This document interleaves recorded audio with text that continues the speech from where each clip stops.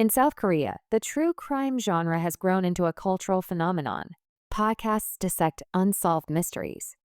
YouTube creators narrate detailed case files. Documentaries replay every grim moment of real tragedies. For many, it's a fascination with human psychology, a safe way to explore fear from a distance. But for 22-year-old Yoon Ha-eun, a literature student at a Seoul university, true crime became more than a hobby. It became her world. Friends describe her as quiet and polite. She rarely went out, preferring the glow of her laptop to social gatherings. Her playlists were filled with crime documentaries, cases like the Weisheng serial murders and American stories like Dahmer and Bundy. Over time, the line between curiosity and obsession blurred. She didn't just watch.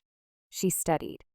She paused every video, rewound the interrogation scenes, and filled notebooks with details, suspects' body language, forensic techniques, and the killer's motives.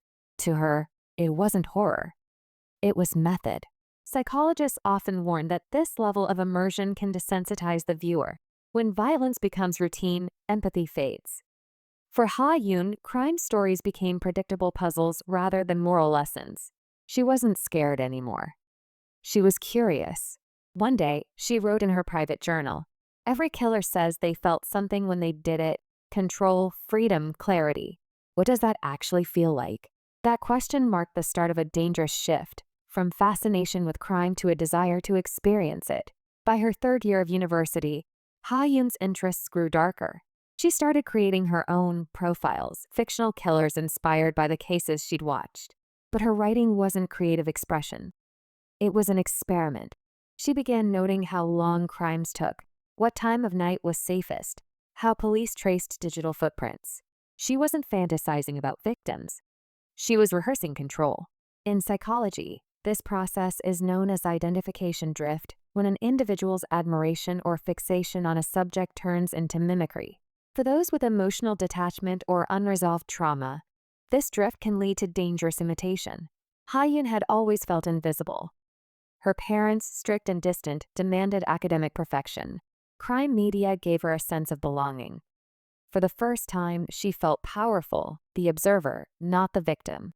Her dorm roommate noticed small changes. Ha-eun stopped reacting emotionally to disturbing scenes.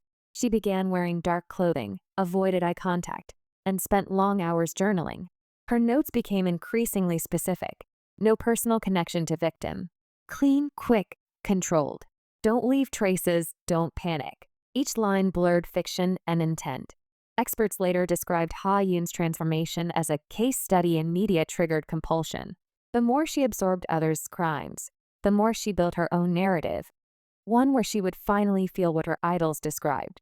It was a cold evening in February when Yoon Ha-eun acted. Surveillance footage from that night shows her walking alone through a quiet neighborhood near Hongdae. Her hood was up, her hands gloved. She had chosen her victim days earlier, a young woman waiting at a bus stop after her part-time shift. The two had never met. That was the point. Ha-eun wanted a pure test. No motive, no emotion, just the act itself. At 11:42 p.m., she approached from behind and struck swiftly. The victim's body was found the next morning in an alley, her belongings untouched. The randomness of the crime sent shockwaves through the city. Ha-eun returned to her dorm, washed her clothes, and calmly wrote in her journal, "It wasn't like I imagined. No control, no clarity, only noise." She went to class the next morning as if nothing happened. For 3 days, she lived normally until CCTV analysis linked her movements to the scene. When police came for questioning, she didn't resist. She simply said, "You won't understand. I just wanted to know." The courtroom later heard her emotionless confession. There was no hatred, no revenge, only curiosity. The public response was immediate and fierce. How could a young, educated woman with no history of violence commit such a senseless act? News outlets called it the curiosity killing. Psychologists flooded TV panels to discuss the effects of overexposure to violent media. Some argued Ha-eun's crime was an anomaly, the act of an unstable individual. Others warned it reflected a broader problem: how constant consumption of real-life violence can distort empathy in a generation raised on screens. During interrogation, Ha-eun remained detached. She spoke about the crime like a documentary narrator, describing each step with clinical precision.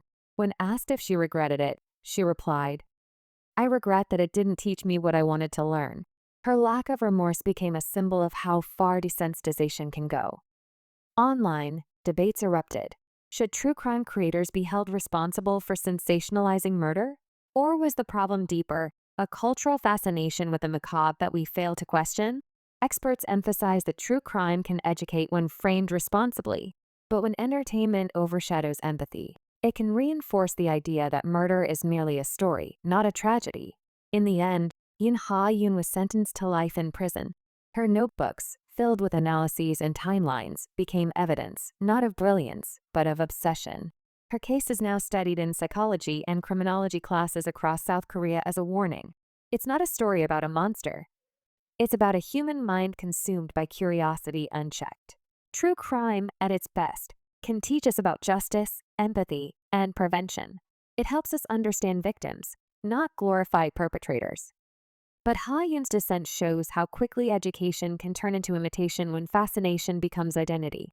Today, mental health experts stress media literacy and emotional awareness. Understanding why we watch is just as important as what we watch. Viewers are urged to take breaks, discuss their reactions, and remember, every story is someone's real suffering. As one forensic psychologist put it, the problem isn't curiosity. It's forgetting that real lives are behind the crime. Ha-eun's story reminds us that the boundary between learning and losing yourself can be frighteningly thin, and once crossed, it's almost impossible to return.